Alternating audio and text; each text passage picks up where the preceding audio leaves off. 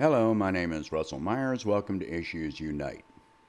So, May 1st was the day that the economy was supposed to reopen. The same day, the stock market tanked by 662 points, while the market trend for the last 2 weeks had been an upward trajectory. By logic, one would expect that the stock market would improve as businesses reopen. That is, if the stock market was any portrayal of the actual economy. Of course, if the stock market does reflect on the real economy, it is a negative feedback mechanism. In other words, a mirror reflection. This is a case in point. What would you expect to happen if businesses reopen? Yes, you would expect sales to increase. What else? Well, more workers return to work, which means they have to be paid. And this is why the stock market declined, because labor is viewed by capitalists as an expense, not an asset. We have not even reached the point where the wages earned beginning now must be paid out.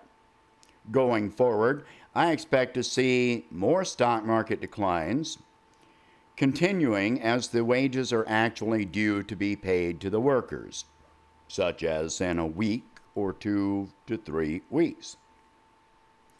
For weeks, corporations have been laying workers off, which place those workers on unemployment insurance payments.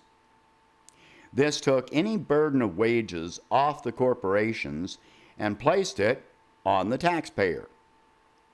This, while the Fed and the federal government bailout pump money into the corporations and the banks, which they promptly use to sustain or even inflate their stock values via stock repurchases.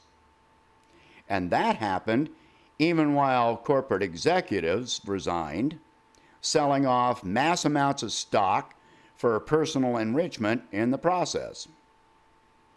Of course, this is only a shadow of what's to come.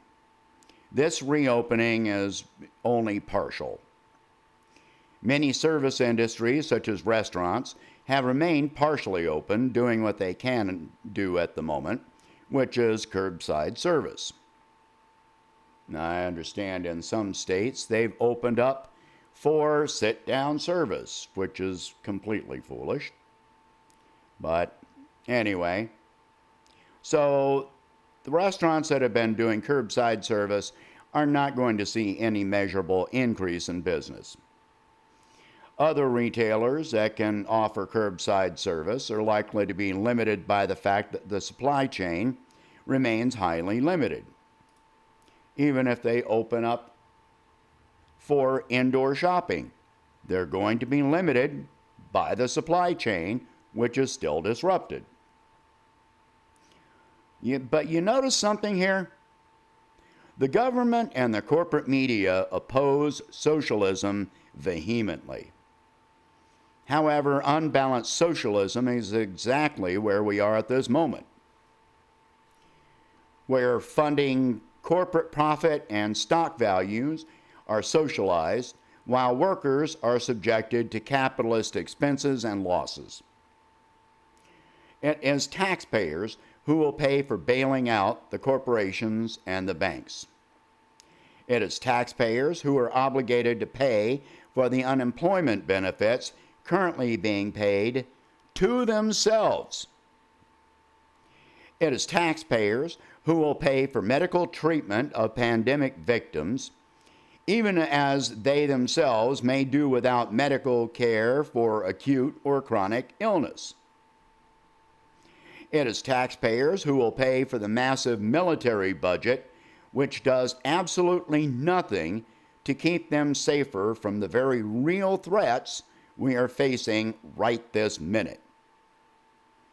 It is taxpayers who will pay for farmers and ranchers who destroy and discard their output while the taxpayers struggle and hunger. It is taxpayers who will fund so-called business losses of equity property owners, mortgage holders, and banks who will soon be forcibly evicting and foreclosing on renters and mortgage holders, who are, of course, taxpayers. It is taxpayers who will lose hundreds of thousands of jobs as corporate retailers reopen, only to then declare corporate bankruptcy and sell off their remaining assets, and then taxpayers will pay the cost of corporate executives multi-million-dollar bonuses. It is taxpayers who will be exposed to the pandemic infection and risk losing their health or their lives as they are forced back into the workplace with little to no additional protections put in place. In fact, in some cases, there is the additional threat because now these protesters are threatening violence if they have to wear a mask. It is taxpayers and consumers who are the operation of the entire global economy. Corporations, banks, even governments cannot function or exist without workers, without taxpayers, without consumers. We exist without them just fine. We fund them while struggling to fund ourselves. They continually take more from us on a daily basis, forcing us to give and give up more and more against our will. It is capitalists who poison the land, the water, and the air while taxpayers pay for the cleanup. It is capitalists who attempt to poison our minds through control of education and media while we pay in many ways to re-educate ourselves and purge those poisons from our minds and our system. We pay with money, time, stress, anxiety, depression, physical illness, mental illness, conflict, war, and our lives. This is the path to revolution. This is part 1 of the path to revolution. I will be following shortly with part 2. And so please like this video, share this video, talk about these subjects far and wide. If you can, please donate $1 a month to help me expand the channel. And I hope you have a good day. Thank you.